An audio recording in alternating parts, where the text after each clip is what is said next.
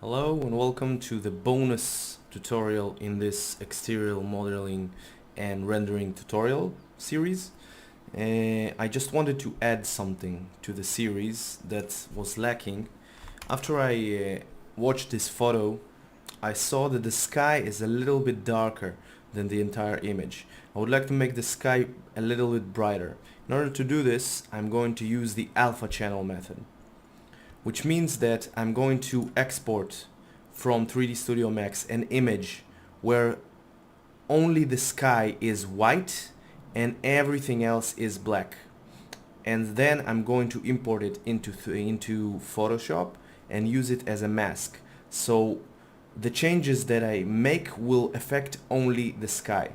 This is a little bit difficult to understand at first, but I'll show you step by step, so I think you'll get it. So let's go back to the final file which we created for this exterior rendering.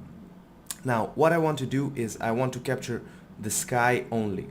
So I'm going to disable the light sources in my scene, 1 and 2 light sources. I'm going to click on to turn it off, and same thing with this light source. Next thing I'm going to do is I'm going to go to render setup and I'm going to disable the GI, the global illumination, because I don't need it. The only thing I need is the alpha channel of the sky. So I disable the global illumination in order to save time. Next thing I'm going to do is I'm going to make the threshold much higher, which will make the image much more spotty and dotted, or noisy if you like. But that doesn't matter because I only need the alpha channel, and it will make the rendering much faster. So I'm going to make it 0.015, and same thing here, 0.015, 85. Again, these are the noise values. The higher they are, the more noise I have in the image, but it doesn't matter for now. Minimum sample, the lower this value is, the higher the noise is. So again, it doesn't matter. And minimum subdivision and maximum subdivision, the lower these values are, the more noise I have in my image. Again, does not matter. Now I'm going to render this image out. It's supposed to be whole black image, but it doesn't matter. The reason it's black is because we don't have light sources in my scene. So now it doesn't matter because I only need not the RGB color channel, but the alpha channel. And as you can see, everything is white except for the sky. The reason for this is that the alpha channel picks up all the objects in the scene and makes them white, and all the non-objects, which are this area here, the sky area, are black. So we get an alpha channel here that we're going to use in Photoshop in order to change the sky only. So now I'm going to save this image only, the alpha image, by pressing on the save current channel, and I'm going to save it, let's call it alpha channel sky. I'm going to save it as a JPEG, and let's go into Photoshop. Here I'm going to open the file I just saved, alpha channel sky. This is our sky channel. Now let's go back to our rendering. Now I want to select only the sky and change it using the level modifier. As you see in the previous tutorial, the levels modifier is going to make the image brighter or darker or more contrasted, things like that. I want this modifier, the levels, to affect only the sky. Now if you look here, you have a square here. This square represents the mask, which means it's a whole white now, which means the whole image will be affected. If I go inside this mask by pressing and holding Alt and pressing on the mask, you will see the mask itself. The mask is whole white. Now I want this level modifier to affect only the sky. So I'm going to copy this image here, select the whole image, click Ctrl C for copy, go back here into the mask and hit Ctrl V to paste. Now as you can see in the small square here, all which is white will be affected by this leveling modifier, and all which is black will not be affected. So if I go back by pressing on this modifier icon, let's choose the select tool and click somewhere outside the image to deselect everything. And now if I play with the level modifier, you can see that it affects only the objects in the scene and not the sky. I need it the other way around. The reason it affects only the objects is because it has a mask. Alt go inside the mask, alt click, left click on the mouse to go inside the map. It affects only the white areas. Now I want it to affect only the sky, so I'm going to invert this mask. Hit Control I to invert the mask. So everything that was white becomes black, everything that was black becomes white. So now this level modifier will affect only the sky. Let's go back to the modifier. And now I'm going to take this upper value down to make it brighter. So now I can play with the sky brightness. Let's take this center value and take it down a little bit to make the darker areas brighter also, like so. Maybe just less of this. So take it up here and a little bit like so. A little bit more. So this value, when you take it down, makes the brighter areas brighter. This value, when you take it up, makes the darker areas darker. And this value in the center, when you take it to the left, it makes the image itself more washed out, so less contrasted. So the brighter areas will be the same and the darker areas will get brighter.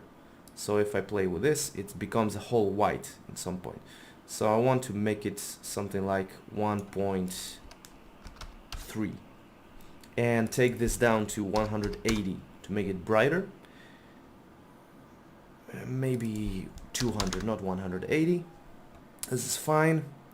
And make it 1.5 maybe to make the skies much brighter. So if I want to see the image before I made this modifier, I can hit the eye icon here. And as you can see, it was much darker than before I made the changes. So now we have a bright sky that correlates with our image here. So when you want to make changes to the sky or the areas in the image in 3D Studio Max that don't have objects in them, you just export an alpha channel into Photoshop and you can make changes using this mask layer here. So you can make it just a bit brighter, 1.55, like so. So I think this looks much better. Let's go to history and see. This one is the beginning. And now our skies are much brighter. That correlates with these bright spots here on the building itself. You can also use this method to essentially change the sky. So if you want to import another sky in the scene to replace this sky, you can go to let's go to the internet and search for sky. Go to images and you have images of skies here. Let's just, for the sake of the example, let's download this sky image here. Save image as. Let's save it and let's go back to Photoshop. Now let's say I don't like the sky color. I really do, but if I would like to change it, what I do is I open the sky I just downloaded and I select all of it, hit Ctrl C for copy. Now let's go back here. Let's click on this modifier and flatten image. I want to flatten back to one layer. Now I want to change this sky to the new sky I just imported. So let's hit Ctrl V on this image to paste the sky that I copied. It created a new layer here, which is above the background. Now I want to take it below the background. I can't do this because the background is locked, which means it will always be the first layer. I can unlock it by double clicking on it, and let's call it background. And now when it's not locked, you can take the sky layer beneath it. Now the sky is still the same sky from before. I want to add a mask to this background layer, which will tell the Photoshop to use only the information from the objects and make this sky information transparent so that we can see beneath it to this sky layer here. Let's double click on the name and rename it to sky. In order to add a mask, I go to the layer which I want to add the mask to. I hit this icon here, which is the mask icon. And as before in the modifier, you will see a square here that represents the mask. Now, let's go to the alpha channel here. I'm going to Control C to copy it. It's already selected. If it's not selected, just select it again and Control C to copy. Go back here. Go inside the mask we added to the background layer using the Alt key and left click on the mouse.